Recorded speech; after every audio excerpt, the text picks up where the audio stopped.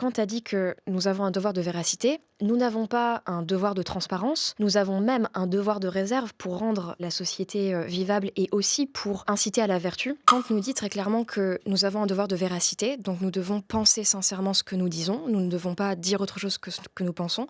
En revanche, nous n'avons pas un devoir de transparence, nous ne devons pas avoir une ouverture complète du cœur et dire tout ce que nous pensons. Et ce que nous dit Kant, c'est que la société humaine repose sur le fait qu'il y ait une forme de dissimulation. Le mensonge ruine la possibilité de la société, mais une transparence absolue ruinerait aussi la possibilité de la société. Et il va même donc aussi dans l'anthropologie du point de vue pragmatique dire qu'il y a une vertu morale de l'apparence où donner le change, c'est toujours mieux que de révéler la turpitude du fond de son cœur.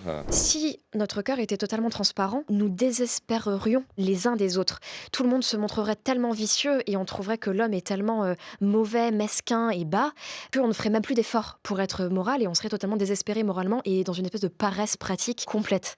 Donc il faut éviter ça. Et inversement, en se montrant un peu meilleur qu'on est, on incite les autres à être un peu meilleurs qu'ils ne sont. Et donc il y a une espèce d'efficacité morale de la réserve. C'est-à-dire qu'en fait, il y a une vertu de la réserve.